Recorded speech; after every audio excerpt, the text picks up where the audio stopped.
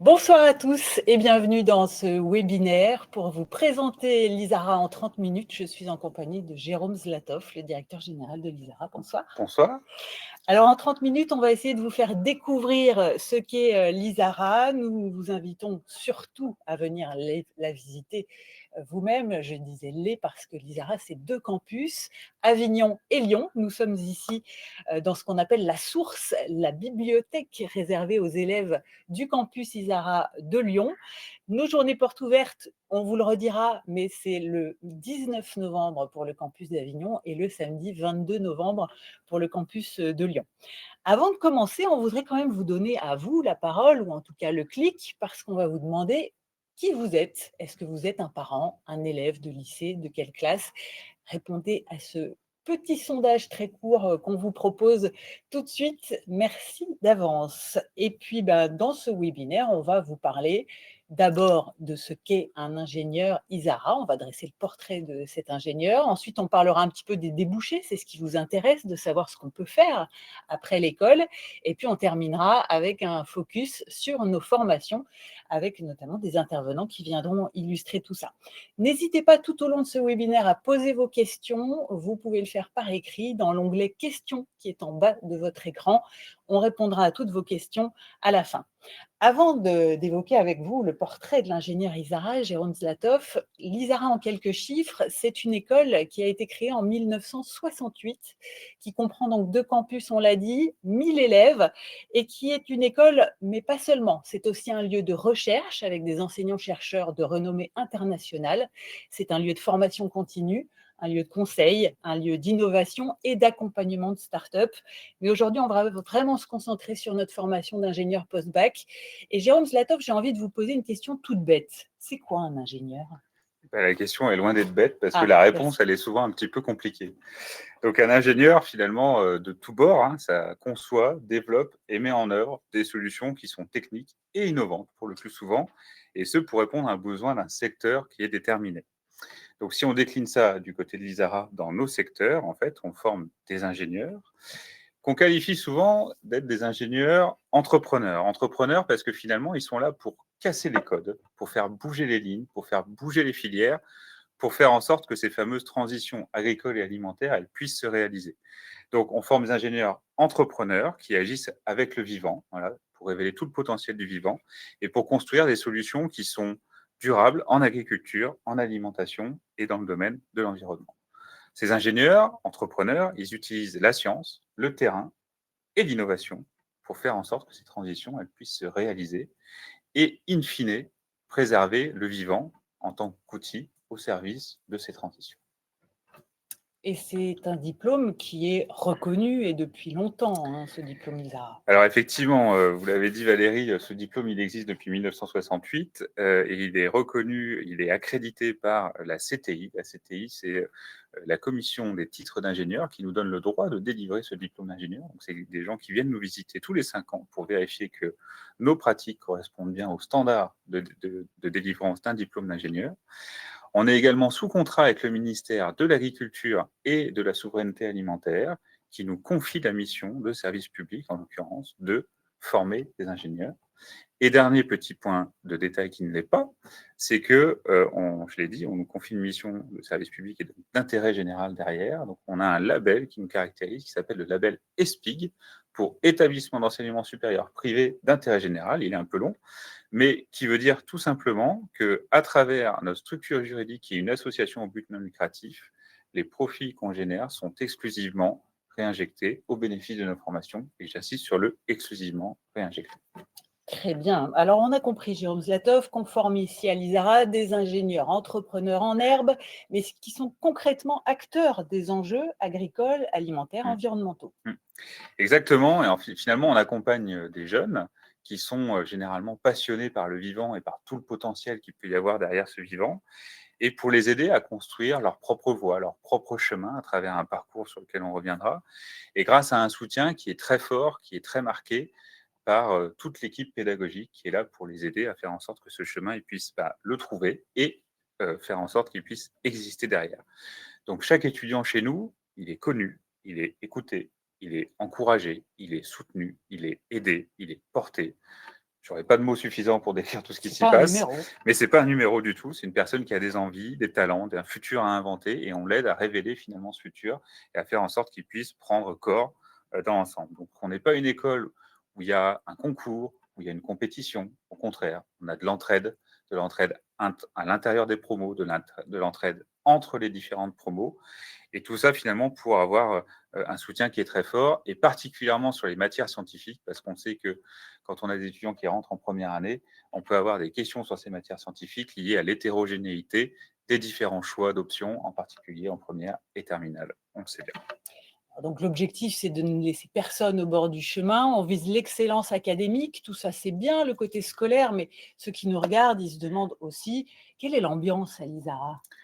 Alors, on est effectivement attaché à l'excellence académique, on reste une école d'ingénieurs. En revanche, on a pour parti de dire que l'excellence académique ne peut pas aller seule et il doit aller de pair avec finalement l'épanouissement personnel de nos jeunes. Et l'épanouissement personnel, pourquoi? Parce que finalement, on accueille dans nos écoles des jeunes qui sortent du lycée et qui vont cheminer dans leur parcours de jeunes adultes. Donc, c'est un moment assez inédit dans leur vie et on a la chance de les accompagner pendant 5 ans. Donc, pendant 5 ans, finalement, on les aide à grandir, à mûrir, à leur rythme. Et tout ça grâce à un suivi qui est très individualisé. Je le dis et je le redis, de pouvoir façonner, construire son propre parcours. Tout ça avec des méthodes pédagogiques qui, justement, favorisent les interactions et permettent, en fait, de s'épanouir derrière, en lien étroit avec le monde professionnel. Et puis, on a aussi une vie extrêmement riche dans notre établissement, autour des associations et des clubs étudiants. Je pense aux associations sportives et culturelles, mais pas que. On a 25 associations et clubs étudiants qui sont chez nous sur plein de thématiques différentes et qui permettent de s'investir dans cette vie-là, un petit peu à côté de l'école, mais un peu dans l'école quand même. Et c'est là où aussi on grandit, parce qu'on grandit avec ses pairs, on interagit avec eux, on construit des choses, on construit des projets. Et c'est finalement aussi un socle de compétences pour l'ingénieur chez nous. C'est sûr qu'en 5 ans, on grandit, on mûrit grâce à tout ça. Merci beaucoup, Jérôme Zlatov, pour cette présentation de ce portrait donc, des élèves ISARA, mais des élèves ensuite qui vont devenir ingénieurs et qui vont devoir trouver un emploi. Voilà, et ils en trouvent, sans aucune Bonne nouvelle. difficulté. Voilà, ça c'est le chiffre dont on est effectivement très fiers, c'est qu'ils en trouvent sans difficulté. On mesure ça à travers ce qu'on appelle un taux d'employabilité, donc qui est le taux d'emploi des jeunes à 6 mois à l'issue du diplôme, et on a 96% de taux d'employabilité. Si je le dis autrement avec des mots simples, c'est 96% de nos diplômés sont en emploi 6 mois après leur diplôme. Donc c'est un chiffre dont on est très fier, sur lequel on travaille au quotidien pour faire en sorte qu'il puisse se réaliser. Et c'est le fruit de toute l'implication de nos équipes pédagogiques sur ce sujet. C'est aussi le fruit d'un lien très étroit qu'on a avec les milieux professionnels qui embauchent nos jeunes, avec lesquels on entretient des relations puissantes à travers, vous l'avez cité tout à l'heure en introduction, des activités de conseil, de formation continue, d'accompagnement d'entrepreneurs, de recherche aussi appliquée. Et tout ça, en fait, nourrit les liens qu'on peut avoir avec eux. Je pense que le mieux serait carrément d'en accueillir une d'ingénieure qui a trouvé du travail très rapidement. On va accueillir Marion Pinard.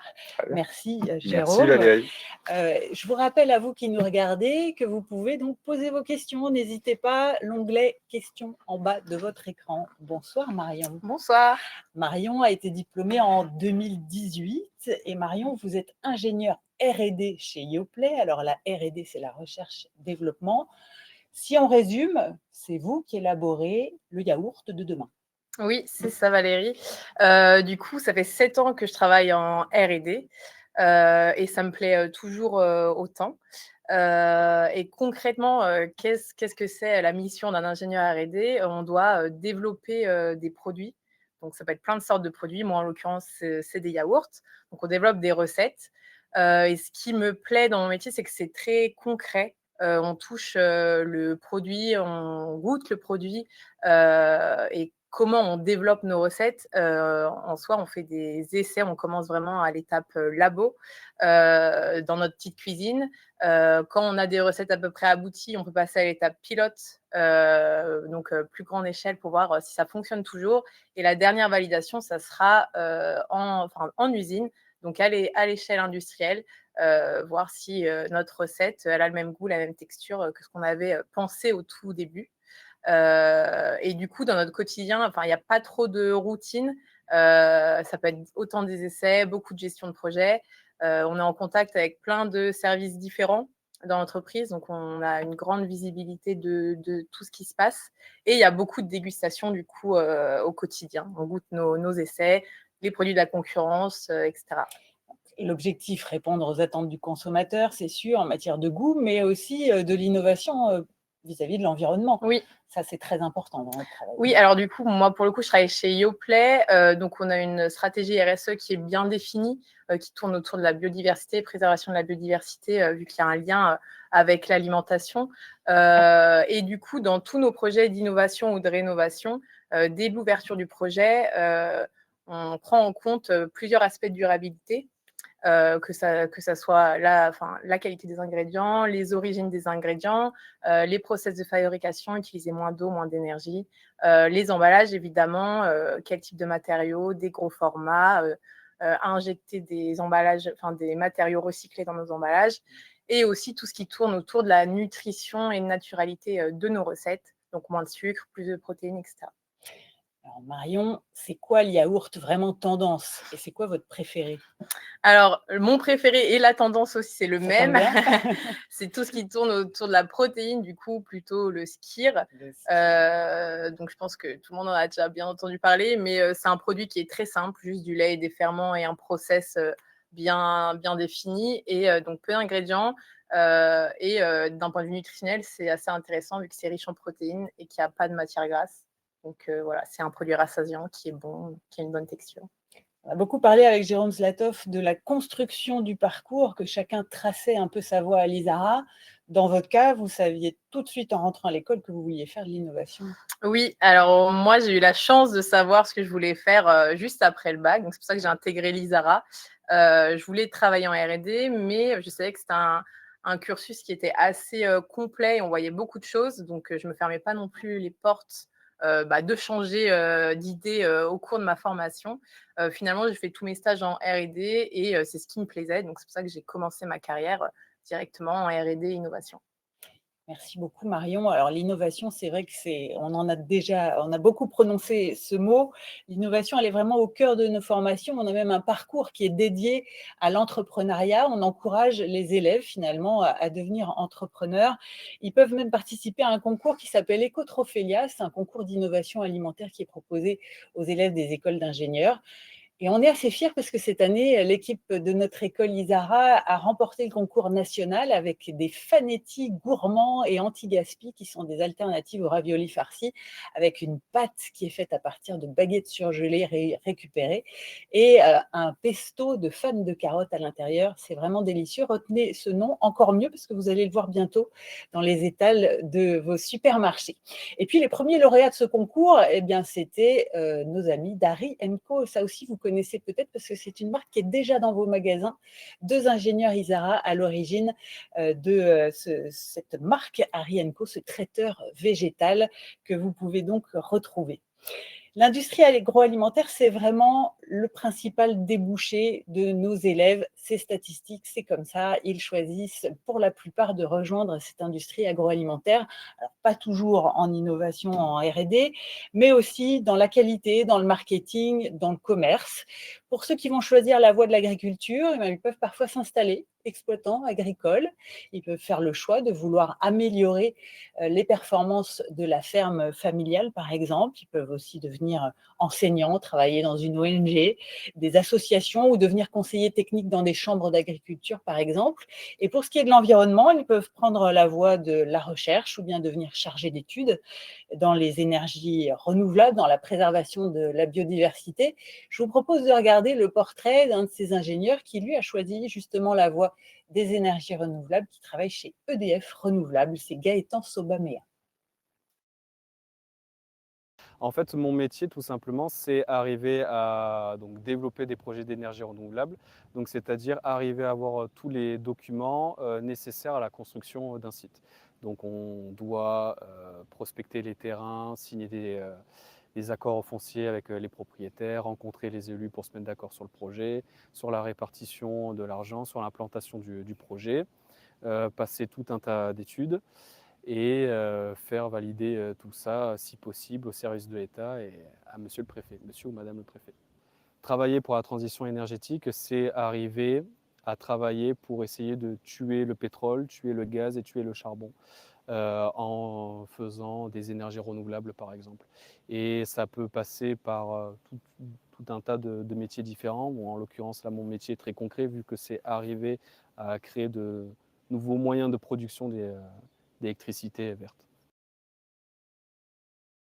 Qui lui a trouvé sa voie très très tard et c'est vraiment un métier d'avenir, les énergies et l'environnement de manière générale. On n'imagine pas forcément que l'ISARA, école à la base d'agriculture et d'alimentaire, peut mener à ce type de métier. Ce n'est pas la voie qu'a choisie Jules Colombet qui m'a rejoint et qui est étudiant en 5e année. On va voir dans un instant quelle est la filière que tu as choisie toi.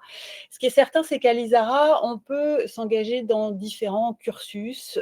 La formation, elle se fait de toute façon beaucoup sur le terrain et c'est pour ça qu'il y a plusieurs voies d'entrée sous statut étudiant ou bien par apprentissage. On l'a dit, on personnalise vraiment son parcours, on peut choisir sa spécialisation, on peut bien sûr bénéficier d'une mobilité internationale. Pendant les 5 années d'études, l'élève doit avoir passé 6 mois à l'étranger et on est obligé de parler quand même correctement anglais à la sortie, n'est-ce pas Jules? Et puis il y a des doubles diplômes qui sont proposés, donc soit dans le business avec Kedge et l'EM Lyon, soit en agroécologie avec l'université de Wageningen aux Pays-Bas. Kedge, c'est l'école que tu as choisie, Jules, parce que tu as choisi justement cette double casquette, ingénieur agronome, business. Pourquoi? Exactement, en fait, à l'ISARA, on a la chance de pouvoir faire justement ces doubles cursus. Et donc, avant d'arriver à l'ISARA, je me suis renseigné sur les formations qui étaient possibles et je me suis rendu compte que j'étais intéressé par le commerce, la négociation, le management, etc., mais aussi par les sciences de la vie. Et au final, avec l'ISARA et les parcours bidiplômants, je me suis rendu compte que je n'avais pas forcément à faire le choix et que je pouvais faire les deux. Et à la base, l'ISARA, c'était quand même parce que tu t'intéressais aux sciences du vivant. Exactement, c'est ça. Moi, en terminale, j'étais vraiment passionné par ce que je faisais, notamment en SVT et tout ce qui tourne autour de la vie. Et donc, quand j'ai vu qu'il y avait une école d'ingénieurs qui proposait ce type de thématique, j'ai foncé et je me suis dit que c'était fait pour moi. Alors, on a parlé de la mobilité internationale. Tu es donc parti à l'étranger. L'anglais, ça peut faire peur. Il y a quand même un niveau minimum pour valider un diplôme d'ingénieur.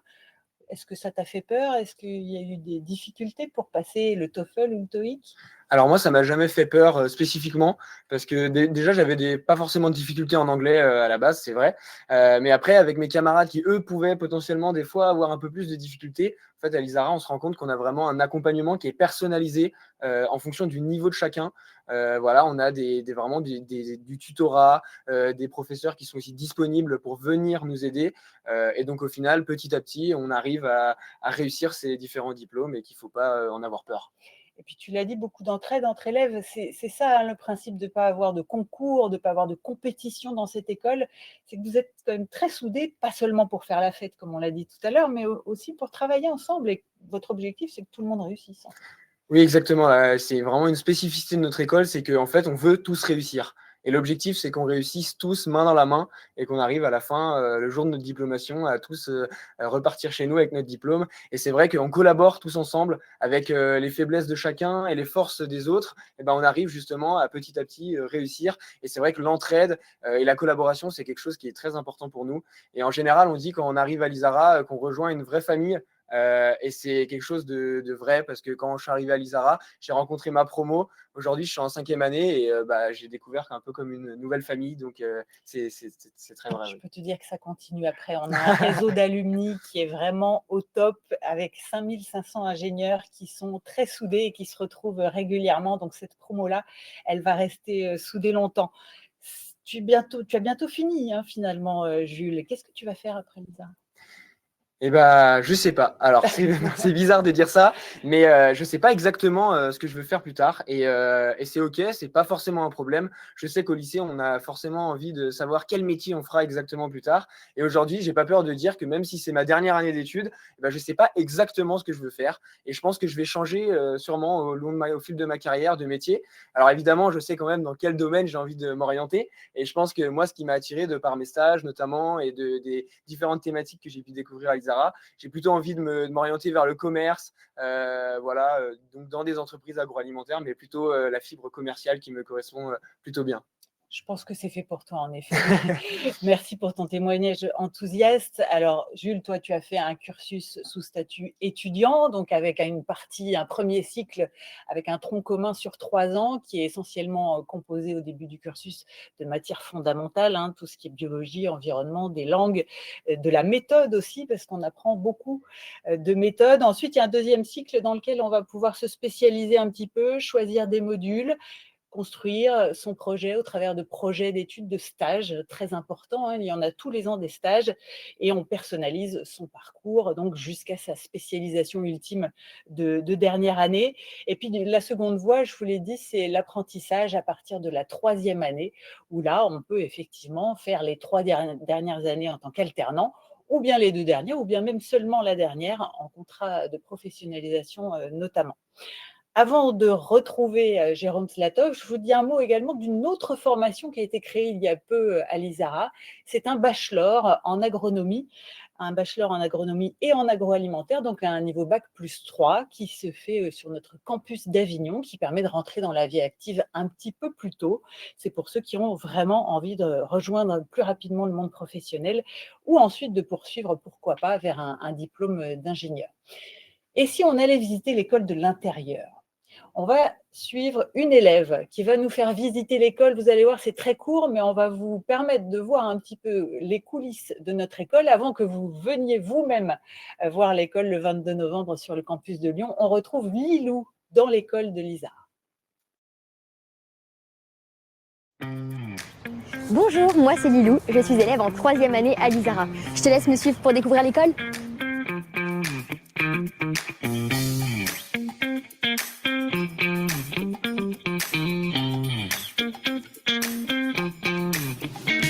Bienvenue à la source, le centre de documentation de l'ISARA. Ici, tu trouveras tout ce dont tu as besoin pour étudier. Des livres et revues scientifiques, de l'accompagnement, des salles de coworking et des espaces plus calmes pour les travaux de groupe. On se trouve actuellement dans le laboratoire de microbiologie. C'est lors de travaux pratiques que tu vas découvrir les micro-organismes présents dans les aliments de ton frigo. Si toi aussi tu t'intéresses au monde végétal, alors le laboratoire de biologie est fait pour toi. C'est ici que tu vas analyser à l'échelle microscopique la nature qui nous entoure.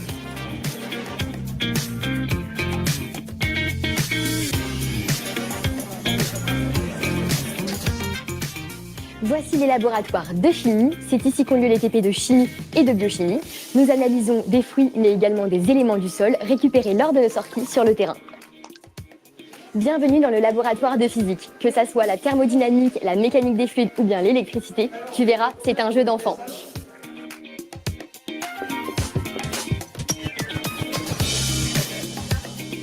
On se trouve devant la halle technologique agroalimentaire. Avec tes professeurs, c'est ici que tu vas découvrir les secrets de fabrication de ta mousse au chocolat ou ton pote préféré et pourquoi pas inventer ton propre produit. Il y a d'autres salles plus calmes pour nos projets de groupe. Chut, ici en amphi, on apprend un peu de théorie avant de passer à la pratique en laboratoire ou bien sur le terrain. Alors ça t'a plu? Parce que nous, on est fiers de notre école d'ingénieurs. Viens la voir par toi-même, tu verras, c'est encore mieux en vrai. On en est fiers de notre école d'ingénieurs. On a même envie d'y retourner, à vrai dire. Parfois, ça peut faire cet effet. Ouais. Bon, Jérôme Zlatov, on a bien vu au cours de ce webinaire que l'ingénieur ISARA, c'est décidément pas un ingénieur comme les autres. Eh ben, on se plaît à le croire en tout cas. Vous l'avez compris, c'est un ingénieur qui est un ingénieur entrepreneur, au sens il fait bouger les lignes, ingénieur entrepreneur du vivant, qui exerce dans les domaines de l'agriculture, de l'alimentation, de l'environnement. Donc ça, c'est peut-être le point le plus structurant, le plus principal. C'est une école où finalement l'épanouissement personnel de nos étudiants a une place importante, tout autant que l'excellence académique qu'on cherche à entretenir aussi. Ça nous permet d'avoir un taux d'emploi à 6 mois de 96%, dont on est très fier, qui offre la voie à une diversité de métiers extrêmement riches, qui vont de la fourche à la fourchette et en passant par des voies d'énergie, comme on a vu tout à l'heure également. Et tout ça, en fait, est présent finalement au sein de cette école. Et tout ça à travers un parcours finalement très personnalisé et personnalisable pour que chaque étudiant puisse tracer son propre chemin. Voilà, si je devais faire un résumé, un pitch quelque part de l'ISARA, je pense qu'on a l'essentiel autour de la table. Et on l'a dit, avec une bonne ambiance, un esprit promo qui est très important. On a vu que ça comptait beaucoup pour Jules aussi, cet épanouissement personnel aussi important que l'excellence académique. Exactement. Et donc, il faut venir pour vraiment voir l'école de l'intérieur. On rappelle le mercredi 19 novembre, donc la semaine prochaine, sur le campus d'Avignon, journée porte ouverte et possibilité de faire un vie ma vie, donc vraiment de se mettre dans la peau de nos élèves. Et puis l'autre journée porte ouverte, c'est le 22 novembre, un samedi, sur le campus de Lyon. Inscrivez-vous, on vous met le lien dans le chat, donc n'hésitez pas à vous inscrire pour participer à ces journées. Et puis on vous met également à disposition une petite fiche qui récapitule ce qu'on vous a dit au cours de ce webinaire. Alors, il y a beaucoup de questions qui sont arrivées via l'onglet questions, continuez à en poser. Et ces questions, elles portent surtout sur la scolarité. Alors on s'est dit qu'on allait faire appel à une amie, et cette amie, c'est une experte plus que nous en scolarité, puisqu'elle est responsable plutôt du début du cursus, c'est Claire Besset. Alors Claire, il y a pas mal de questions qui sont posées, notamment sur la possibilité de faire une langue supplémentaire quand on est à l'ISARA. Est-ce qu'on peut rejoindre l'ISARA après un BUT? Quelles sont peut-être les spécialités qu'il faut choisir pour rejoindre notre école? Est-ce que vous pouvez répondre à tout ça, Claire? Bonsoir. Bonsoir Valérie, bonsoir Jérôme Zlatov, merci pour ces nombreuses questions qui ont été posées à l'issue de cette présentation aujourd'hui. Alors effectivement, des questions très variées. Est-ce qu'on en choisit une première? Peut-être on peut parler des langues pour commencer. Commencer par l'anglais. Ouais. Oui.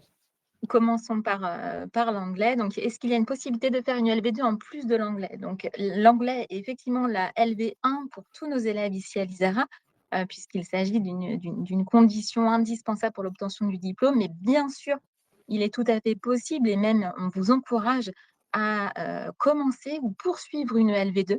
On a une offre de LV2 et de LV3 qui est extrêmement variée, avec des langues assez classiques, l'allemand, l'espagnol, l'italien, mais des langues aussi un peu plus exotiques, du chinois, du japonais, du russe et même de la langue des signes française. Donc, la participation à un cours de LV2 et ou de LV3 est tout à fait encouragée. Et l'enseignement des langues va de pair finalement avec la dimension internationale du cursus, et qui est lié aux enjeux qui sont autour de nos filières. Hein. Le vivant, c'est le vivant à l'échelle de l'ensemble d'une planète, et les solutions qu'on trouvera avec le vivant à l'échelle de la planète, et ben, ça se fera forcément dans un environnement multiculturel. Donc tout ça vient enrichir ces réflexions. Et justement, il y a une question par rapport à ça, puisqu'on a évoqué 6 mois de mobilité internationale au cours des 5 années d'école. Est-ce que si on arrive en 3e année, on peut en faire moins? Claire. Alors, pardon, merci également pour cette question. Donc, si on arrive à l'ISARA en 3e année, on devra quand même faire cette période donnée à l'international.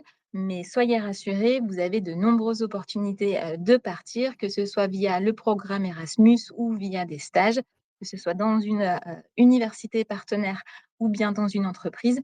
L'ISARA sera toujours là pour vous accompagner et vous guider dans ces séjours à l'international. Mais effectivement, il est obligatoire d'avoir une certaine période à l'international afin d'obtenir son diplôme. On a sur ce volet international un réseau de 120 partenaires dans des universités européennes et dans les différents continents avec lesquels on a l'habitude de collaborer. et voire avec certaines, on a même monté des doubles diplômes. Je pense à la prestigieuse université de Wageningen aux Pays-Bas, avec lesquels on a un double diplôme autour de l'agroécologie en particulier. Ça me permet de dire aussi qu'on a d'autres doubles diplômes au sein de l'école. Jules l'a évoqué tout à l'heure, il y a un parcours bidiplômant avec Kedge Business School. On a aussi un autre parcours bidiplômant avec l'EM Lyon sur des thématiques plus orientées innovation.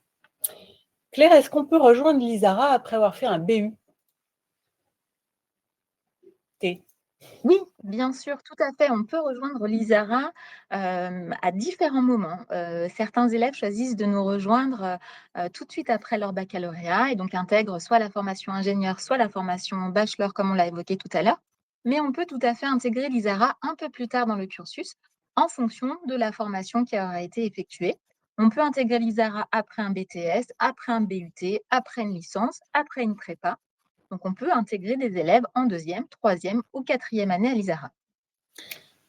Et du coup, ça permet, quand on rentre en particulier en 3e, 4e ou 5e année à l'ISARA, d'opter aussi pour une modalité d'apprentissage ou une modalité d'étudiant. Ça dépend comment on peut le faire, mais on a bien les deux possibilités qui sont ouvertes. Et sur des modalités d'apprentissage, on pourra avoir un parcours d'excellence académique qu'on se l'a décrit tout à l'heure, en parallèle en fait d'un parcours en entreprise avec un certain nombre de missions. Et là, en fait, on bénéficie aussi de tout le réseau auprès des milieux professionnels que l'ISARA a tissé au fil des années et qu'on entretient, que j'ai évoqué tout à l'heure, ce qui permet en fait d'avoir un très bon maillage et un accompagnement aussi pour trouver des entreprises dans cette phase de candidature à nos formations en apprentissage.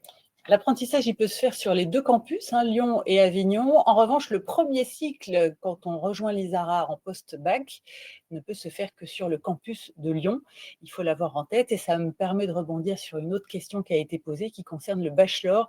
Oui, pour l'instant, le bachelor n'est proposé que sur le campus d'Avignon, mais vous savez, c'est très joli, Avignon, et c'est un campus à taille un petit peu plus réduite, en tout cas que le campus de Lyon, et avec une ambiance tout à fait familiale et sympathique. Les spécialités, Claire, justement, il y a cette question, qu'est-ce qu'on doit choisir comme spécialité pour pouvoir rejoindre l'ISARA? Oui, alors la question des spécialités, elle est très importante puisque les lycéens doivent choisir en première 3 spécialités, puis 2 spécialités en terminale. On a beaucoup parlé de sciences pendant ces présentations, on a parlé des sciences du vivant. À ce titre, on encourage forcément nos candidats, nos futurs élèves à conserver une ou plusieurs spécialités scientifiques. On peut parler des mathématiques, de la physique-chimie, de la SVT, mais également d'autres spécialités scientifiques. On n'est pas obligé de garder forcément la triplette scientifique en première et la doublette en terminale. On va étudier, quoi qu'il en soit, tous les dossiers qui nous seront envoyés sur Parcoursup avec grande attention. Encore une fois, conserver au moins une spécialité scientifique est encouragé, mais on est absolument ravis d'accueillir des candidats tous les ans dans nos promotions qui ont des profils un petit peu différents. J'en profite peut-être pour ajouter aussi, on a parlé du bac général, mais on a la chance et le grand plaisir d'accueillir des élèves issus de bac technologique, notamment le bac STAV, mais également des élèves issus de bac STL ou STI 2D. Donc ce sont des dossiers qu'on étudie avec grande attention et on est tout à fait ravis d'avoir ces profils dans nos promotions également. Mais pas avec un bac pro. Pas avec un bac pro malheureusement, non pas encore. Très bien. Et vis-à-vis de ces choix qu'on sait compliqués en première et terminale d'options, on a aussi travaillé notre première et deuxième année pour quelque part rattraper l'hétérogénéité de niveau qu'il peut y avoir dans ces différentes matières, étant bien conscient du sujet. Donc, c'est la conséquence de cette ouverture là dont Claire parle à l'instant. En fait, ça a des conséquences directement dans nos premières et deuxième années pour faire cet accompagnement, le soutien permettant d'être chacun à bon niveau. Jean Zlatov, vous avez dit que les élèves n'étaient pas mis à l'écart, que tout le monde était considéré, qu'il y avait un accompagnement personnalisé. Est-ce que ça vaut aussi pour des élèves qui seraient en situation de handicap et qui auraient besoin d'un accompagnement spécifique? eh bien, ça vaut pour tous nos étudiants. Donc, a fortiori pour des élèves qui sont en situation de handicap, avec des aménagements de cursus, enfin en tout cas de temps, permettant de faire en sorte que le cursus puisse se passer de manière adéquate, typiquement des éléments de tiers-temps, typiquement lors des examens. Claire, je t'invite à compléter l'information. Mais voilà, c'est un exemple où tous nos étudiants sont accompagnés. Ça marche pour les étudiants en situation de handicap. Ça peut aussi marcher pour les étudiants qui font face à des situations personnelles compliquées. On ne va pas s'immiscer dans leur vie professionnelle, mais si ça a des conséquences sur leur scolarité, on fera en sorte de trouver les cadres permettant que cet étudiant puisse faire sa voie, son parcours à lui, aussi avec ses difficultés et avec le soutien de l'ensemble de l'équipe pédagogique. Donc, décidément, pas de numéro et un accompagnement très humain. C'est vrai que l'humain tient une grande, grande place dans notre école, on l'a dit. On a, je crois, abordé pas mal de questions pour ce qui était du bac pro, les BUT. Est-ce qu'il y a d'autres questions qui méritent une réponse éclairée de nos intervenants? Ah oui, l'âge limite pour rejoindre l'ISARA, Claire Besset, c'est quoi? Alors, j'ai le plaisir d'annoncer qu'il n'y a pas d'âge limite pour Ah, intégrer formidable. l'ISARA. On a Je m'attends. régulièrement, pas à ma connaissance en tout cas, on a encore une fois le plaisir d'accueillir des profils très variés dans nos promotions en termes d'origine scolaire, mais également en termes d'âge. Donc, on a des élèves qui nous rejoignent en première, en deuxième, en troisième année, voire plus tard dans le cursus, qui ont eu des expériences professionnelles, qui ont eu d'autres formations et qui nous rejoignent. Donc, il n'y a absolument aucun problème pour intégrer l'ISARA à 23 ans, même à 24, même à 25, même beaucoup plus vieux que ça. Donc, il y a avec grand plaisir. Alors, même effectivement beaucoup plus âgé, parce que finalement, quand on est aussi dans les milieux professionnels, quand on est en entreprise, qu'on a besoin de se former sur justement le potentiel du vivant là, dont on est en train de se parler, c'est possible via nos activités de formation continue. Et puis une dernière approche qui est la validation des acquis de l'expérience, le site juste, parce qu'on peut du coup avoir des jeunes diplômés ISARA qui ont 50, 60 ans, parfois, ça peut arriver. Ah, la jeunesse éternelle, Voilà. c'est tellement, tellement bien. Merci beaucoup. Peut-être une dernière question de Mélina qui nous demande quel est le concours qu'il faut passer pour rejoindre notre école. Et on l'a dit, ça ne se passe pas tout à fait comme ça. Ben, ça se passe sur dossier et ça se Voilà. passe sur Parcoursup en particulier, ce qui nous permettra que vous soumettiez votre dossier et on l'examinera parmi les dossiers effectivement qu'on reçoit pour vous convoquer à un entretien là pour comprendre en fait qui vous êtes, comprendre vos parcours, savoir où vous souhaitez aller, ou les interrogations que vous pouvez avoir autour de ce sujet-là, dans la logique aussi de se dire, est-ce que vous êtes au bon endroit et est-ce que par rapport à là où vous voulez aller, on est en mesure de vous fournir ces éléments. Donc c'est pour ça qu'on a besoin de se voir, on a besoin d'échanger pour compléter l'approche dossier qui est un peu plus strictement académique. Oui, Claire l'a dit. L'humain, il commence là. C'est ça, voilà. C'est-à-dire que ce n'est pas qu'une question de niveau. On a aussi besoin de sentir effectivement quelles sont les motivations des candidats et c'est souvent dans le savoir-être qu'on va se révéler lors de ces entretiens. Merci beaucoup pour votre attention. Vous pourrez continuer à poser vos questions, mais venez nous les poser directement. Les jours des portes ouvertes des 19 et 22 novembre, mais aussi les autres tout au long de l'année scolaire. Et rendez-vous sur le site isara.fr pour connaître les dates de l'ensemble de nos journées portes ouvertes, avec des journées qui sont aussi dédiées à l'immersion dans la peau d'un élève, des Vies ma vie qui sont également proposées. Vous retrouverez toutes les infos sur le site. Merci beaucoup, Jérôme Zlatov. Merci Valérie. À très bientôt, bonne soirée à tous. Merci à tous, bonne soirée.